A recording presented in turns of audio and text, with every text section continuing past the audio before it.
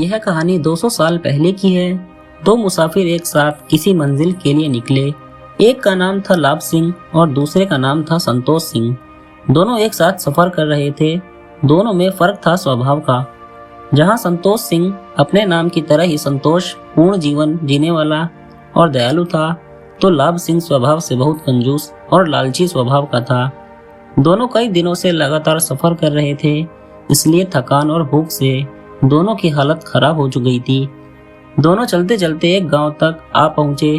वहां उन्होंने एक गरीब साधारण सी बूढ़ी औरत के घर पर जाकर उसे आराम करने के लिए पूछा। बूढ़ी औरत स्वभाव से अच्छी थी। उसने दोनों को आराम करने की जगह दे दी और उनकी हालत देखकर उन्हें खाना भी खिला दिया।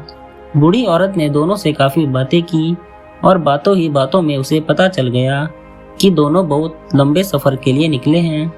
अगले दिन जब दोनों मुसाफिर अपने सफर के लिए जाने लगे, तब उस बूढ़ी औरत ने दोनों को सफर में खाने के लिए रोटियां बांध कर दी। बूढ़ी औरत ने संतोष सिंह को 3 रोटियां बांधी और लाभ सिंह को 2 रोटियां बांधी। उसने ऐसा इसलिए किया क्योंकि उनके साथ की गई बातों से वह दोनों के स्वभाव को अच्छे से जान चुकी थी। दोनों अपने सफर में आगे बढ़े। तब लाभ सिंह संतोष सिंह से बोला, देखो उस बूढ़ी औरत ने मेरे साथ का कैसा पक्षपात किया है। उसने तुम्हें 3 रोटियां और मुझे सिर्फ 2 रोटियां दी हैं। संतोष सिंह ने उसे समझाते हुए कहा, कोई बात नहीं दोस्त, यह 5 रोटियां हम दोनों के लिए काफी हैं। शायद हम इतनी खा भी नहीं पाएंगे। अगर तुम्हें लगेगा कि तुम्हें और चाहिए तो हम मेरी तीसरी रोटी को आधी बांटकर खा लेंगे। दोनों ने अपना सफर जारी रखा। अगले दिन वो एक जंगल के पास तालाब देखकर वहां आराम करने के लिए रुके और वहीं पर उन्होंने अपनी रोटियां खाकर पानी पीकर थोड़ा आराम करने का मन बनाया। उन दोनों ने अपनी रोटियां खानी शुरू ही की थी कि तभी वहां एक और तीसरा मुसाफिर, जिसका नाम आनंद लाल था, आ गया। आनंद लाल दोनों से बोला, दोस्तों मैं बड़े लंबे सफर पर निकला हूँ और अब इस बड़े जंगल में पूरे 40 घंटों से सफर कर रहा हूँ। यहाँ आसपास कोई घर नहीं है जिससे मैं खाने के लिए मदद मांग सकूं। अगर आप लोग मुझे अपने साथ खाना खाने दें तो मैं उसका मोल जरूर चुका दूंगा। लाभ सिंह तो चुप था, लेकिन संतोष सिंह उससे बोला, कोई बात नहीं, आओ तुम भी हमारे साथ खाना खा लो।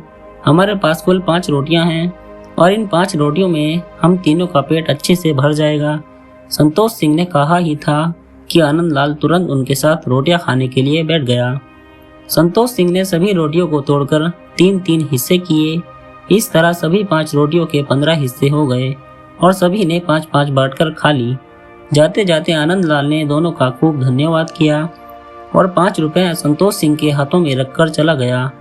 आनंद लाल के जाने के बाद संतोष सिंह ने उन 5 रुपयों में से 3 रुपये खुद रखे और 2 लाभ सिंह को दिए। लाभ सिंह फिर से नाराज हो गया। उसने कहा, आनंद लाल ने यह पैसे उसकी मदद करने के लिए दिए थे ना, कि इसलिए कि हमने उसको रोटियां बेची थी। लाभ सिंह संतोष सिंह को बुरा भला कहने लगा।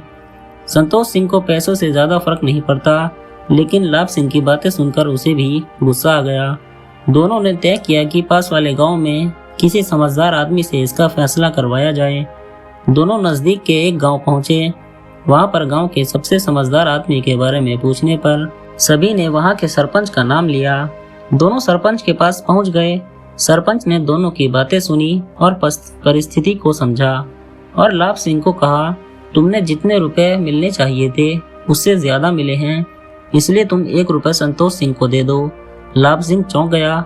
उसने सोचा कहाँ वो ज्यादा रुपए पाने के सपने देख रहा था और सरपंच ने उसे 1 और रुपया संतोष सिंह को देने के लिए कह दिया। उसने जब ऐसा करने का कारण पूछा तो सरपंच ने समझाते हुए कहा, देखो संतोष सिंह के पास 3 रोटियां थी जिसके 9 टुकड़े किए गए और तुम्हारे पास 2 रोटियां थी जिसके 6 टुकड़े किए गए। तुमने अपने 6 टुकड़ों में से खुद ने 5 टुकड़े खाए और बचा हुआ सिर्फ 1 टुकड़ा ही तुमने आनंद लाल को दिया, यानी कि आनंद लाल के बाकी के 4 टुकड़े संतोष सिंह ने दिए थे। अगर हम 1 टुकड़े के लिए 1 रुपया पकड़े तो तुमने सिर्फ 1 रुपया मिलना चाहिए, इसलिए तुम 1 रुपया संतोष सिंह को दे दो। अगर तुम रोटी बेचकर पैसा कमाते तब भी तुम्हें 1 रुपया मिलना चाहिए था, और अगर तुम्हें मदद करके पैसे मिले हैं तब भी तुम्हारी मदद संतोष सिंह की मदद से कम है, इसलिए दोनों ही सूरतों में तुम्हें सिर्फ 1 रुपया ही मिल पाएगा। लाभ सिंह को सरपंच की बात माननी पड़ी। सरपंच की समझदारी और सूझबूझ देखकर उसके गांव वाले और संतोष सिंह ने उनकी खूब वाहवाही की। लाभ सिंह को अपने लालच की कीमत चुकानी पड़ी। दोस्तों, हिंदी की एक छोटी सी कहानी हमें कई सबक देती है। पहला सबक, हमें जितना मिलता है उसमें संतोष करना चाहिए। दूसरा सबक, लालच का नतीजा हमेशा बुरा होता है। तीसरा सबक, हम हर परेशानी को समझदारी, सूझबूझ और अलग नजरिए से हल कर सकते हैं।